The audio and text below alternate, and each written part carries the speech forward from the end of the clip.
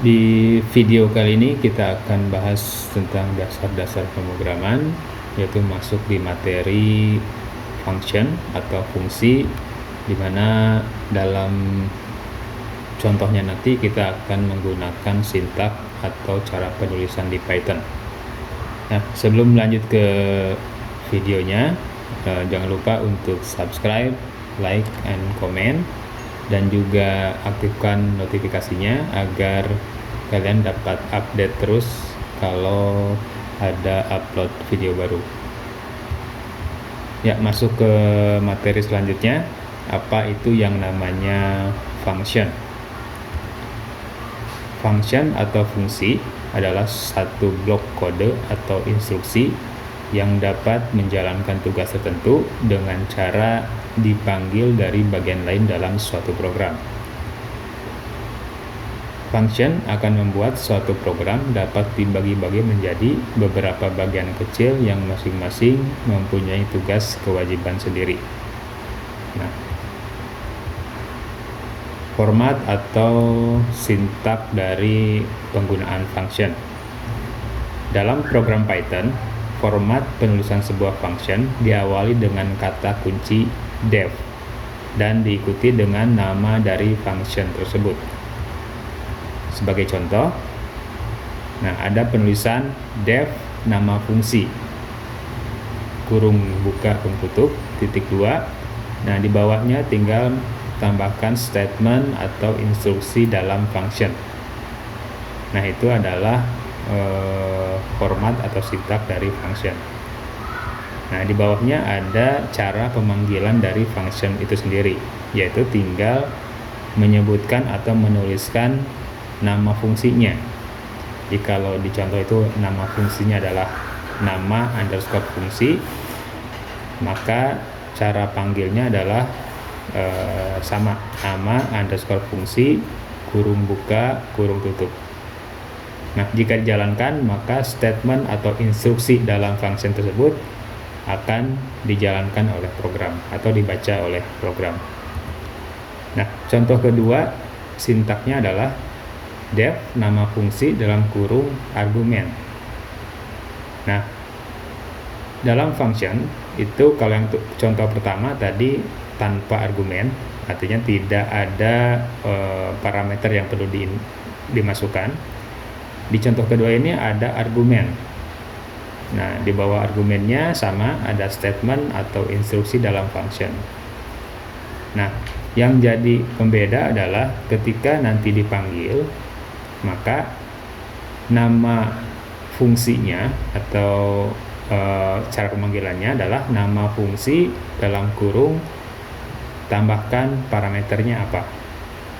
Parameter di sini bisa berupa variabel string atau angka, misalkan itu tergantung dari kebutuhan dari statement atau instruksi dalam function.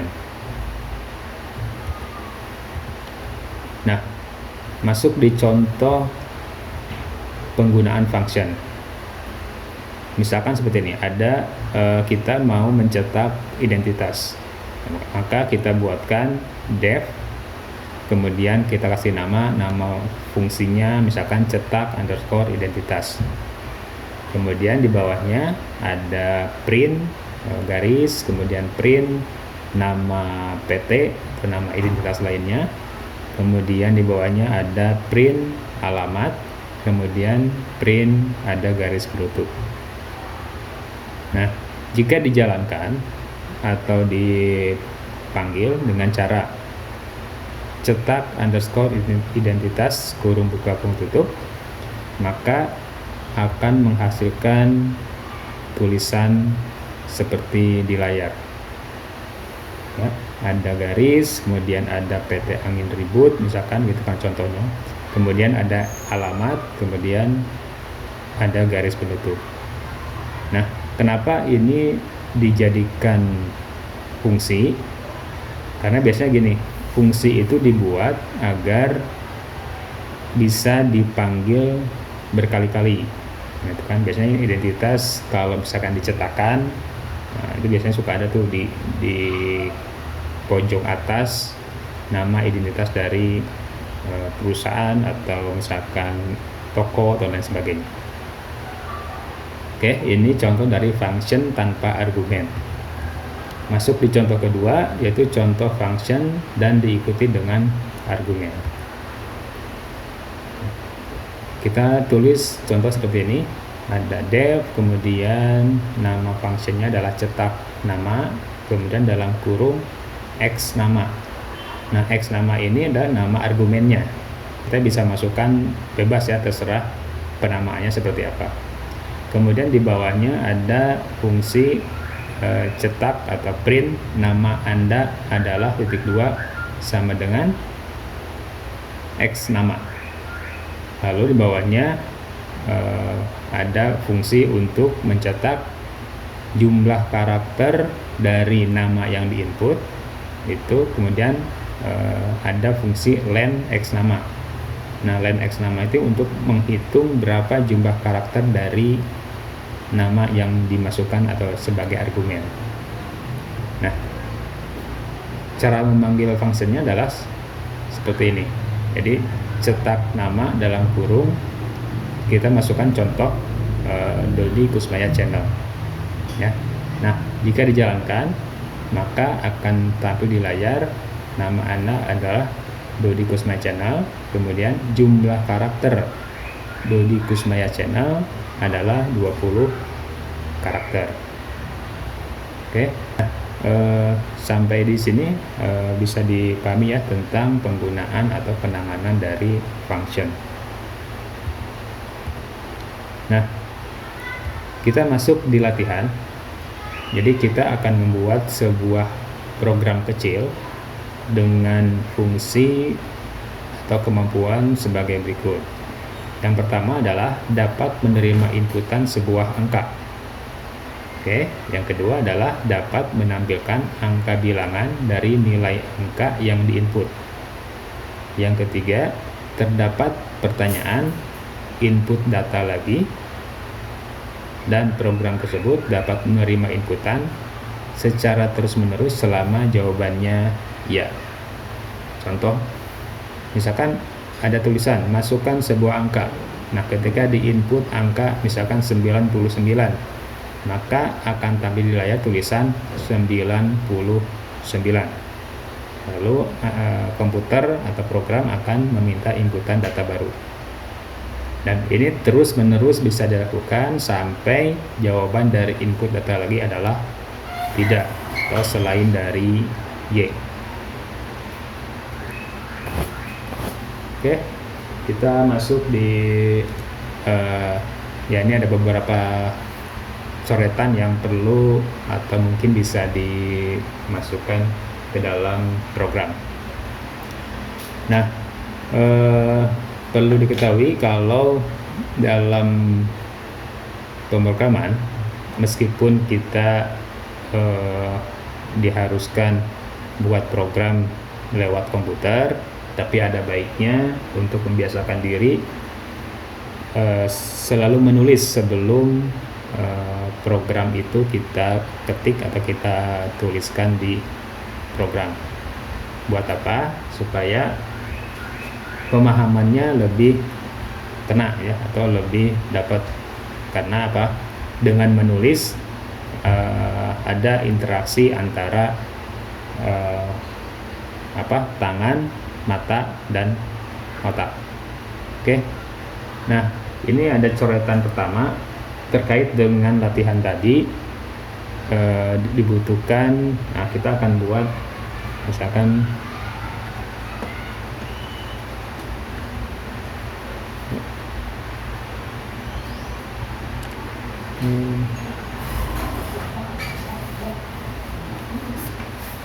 ya, kita akan buat beberapa fungsi untuk membuat program angka bilangan atau biasa disebut terbilang angka. Nah, fungsi yang perlu dibuat adalah satu, kita akan pisahkan setiap angka itu dalam beberapa function atau beberapa fungsi. Yang pertama, untuk fungsi satuan, ya, karena secara angka kita pasti sudah tahu ya, misalkan kalau ada angka 123, berarti kan yang 3 ini satuan, 20-an, yang satu ini ratusan. Nah, kita akan buat masing-masing ini ke dalam sebuah fungsi yang terpisah. Yang kedua, kita akan bikin fungsi untuk puluhan. Nah, yang ketiga, kita akan buat fungsi untuk ratusan. Dan terus sama seterusnya sampai kita bisa bikin untuk jutaan, bahkan ratusan juta, miliaran, dan seterusnya. Nah, oke. Nah, masing-masing fungsi ini kita pertama mulai dari hal yang paling kecil. Untuk satuan, misalkan satuan itu yang pasti itu akan mulai 0 sampai 9, ya. Berarti kita bisa bikin misalkan fungsi def, nama fungsinya misalkan satuan dalam kurung. Nah, kita perlu argumen yang akan diinputkan, angkanya angka berapa, misalkan X angka gitu ya. Oke, titik 2. Nah, di bawahnya akan kita cek setiap angka yang masuk itu angkanya berupa tulisan atau bilangan berapa. Kita bisa menggunakan fungsi pencabangan, ya. Pakai if, kita cek X angkanya, X angka sama dengan mulai dari 0, ya, titik 2, maka akan bilangan sama dengan kasih tulisan 0, gitu ya. Lalu selanjutnya di bawahnya ada elif ya, ada X angka sama dengan 1, 2. Lalu kalau 1 berarti tulisannya atau bilangannya sama dengan 1. Oke. Kemudian elif lagi. Nah, ini terus dilakukan sampai angka 9, ya. Angka sama dengan 2, maka bilangan sama dengan 2. Oke, ini terus dilakukan sampai dengan angka 9, ya. Nah, kalau ini dijalankan, misalnya kita panggil di bawahnya nanti di layar, di programnya tambahkan cara panggil satuan dalam kurung 5. Maka kalau dijalankan di layar itu akan muncul 5. Oke, seperti itu. Nah, ini untuk fungsi dari satuan.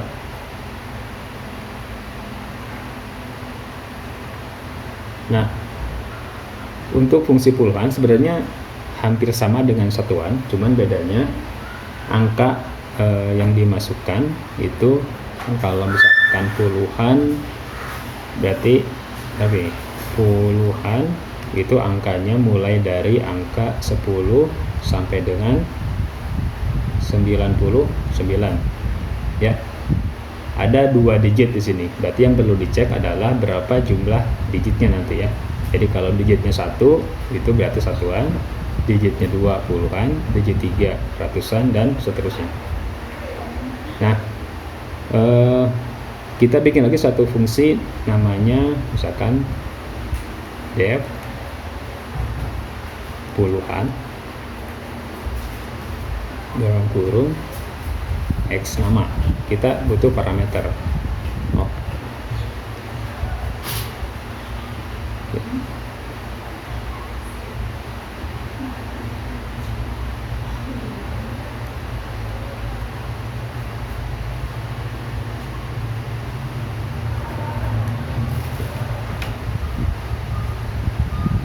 Ya, anggap nama argumennya X nama ya. Nah, di sini harus dicek karena yang namanya apalagi yang puluhan itu ada beda penyebutan. Misalkan gini, untuk angka 10 ya, itu kan nulisnya 10 ya, bukan 10 gitu. Kalau misalkan di atas 20 kan 20, 20, 30, 40 dan seterusnya. Tapi untuk yang 10 kemudian angka 11 ini harus dipisahkan karena penulisannya beda. Tidak bisa digabungkan. Maksudnya seperti ini. Kita akan cek apakah nilai yang masuk termasuk angka 10 sampai 19 atau di atas 20. Oke. Berarti yang harus dicek adalah berapa nilai dari puluhannya. Kita kasih variabel lagi, misalkan X sama dengan nilai integer X nama dibagi dengan 10 ya. Jadi kalau sebuah angka dibagi dengan 10, jadi misalkan 12 dibagi dengan 10 itu kan 1,2. Nah, tapi karena ada fungsi integer di sini, maka akan hasilnya jadi 1. Nah, ini dicek if X sama dengan 1. Nah, di bawahnya akan dicek lagi. Kalau 1 berarti nilainya kemungkinan 10 sampai 19. Ya. Nanti diceknya di sini ada if lagi untuk Y, misalkan di sini untuk mencari nilai belakangnya berapa. Kita bisa pakai X nama ini persen untuk mencari sisa baginya dibagi 10. Jadi kalau misalkan 12% 10, maka hasilnya adalah 2, yaitu sisa ininya ya. Nah, ini akan dicek kalau misalkan sini ada if Y sama dengan 2, ini 2 kali, maka otomatis kalau X nya 1 dan Y nya 2, ini berarti 12 ya. Nah, 12 ini kita bisa panggil yang fungsi tadi. Jadi pemanggilan fungsi itu bisa manggil fungsi dalam fungsi ya. Kita bisa panggil yang tadi namanya satuan, misalkan jadi bilangan sama dengan satuan dalam kurung X. Jadi kita mau panggil angka ini dirubah ke nama bilangan ditambah dengan tulisan belas. Oh, ini Y ini ya. Jadi kalau satuannya Y itu kan 2, berarti nanti tulisannya akan menghasilkan ini ya, dipanggil 2 ditambah tulisan belas, jadi 12. Oke. Nah, selanjutnya untuk yang ini X, kita tinggal tulis lagi yang untuk X nya adalah sama dengan 2 dan seterusnya. Nah, karena untuk yang 2 dan seterusnya itu sama, maka ini kita bisa abaikan. Jadi fungsi elif nya kita ganti dengan else. Jadi else itu akan memberikan pengecekan yang selain dengan 1. Berarti kalau 2, 3, 4, 5 dan seterusnya, maka nanti bilangan dengan sama satuan yang Y, ya, nilai X nya baru ditambah dengan tulisan 10. Ini kurang lebih kayak gini. Nah, ini dilakukan terus sampai posisi 9 ya. Karena untuk cek 20, 30, 40, 50 dan seterusnya. Nah, ini kurang lebih seperti ini. Ini tadi ini ada pemanggilan fungsi di dalam fungsi. Fungsi satuan dipanggil di dalam fungsi puluhan. Oke. Nah, tadi satuan sudah, puluhan sudah. Nah, tinggal nanti dibikin untuk fungsi yang ratusan, ribuan, jutaan atau miliar mungkin ya. Nah, itu nanti bisa dikembangkan dengan program selanjutnya. Oke. Kita coba langsung ke program. Jadi seperti yang tadi dibahas, kita akan pisahkan. Ini saya sudah bikin program di versi 3,81 ya. Ini ada nama kata kunci. Ini fungsi untuk cek nilai satuan. Jadi bisa seperti ini, ada def, angka satuan, nilai angka, kemudian ada pengecekan dari 0 sampai 9, kemudian untuk masing-masing angka akan disimpan di variabel str terbilang. Lalu kemudian di akhir itu ada fungsi untuk return. Nah, return ini adalah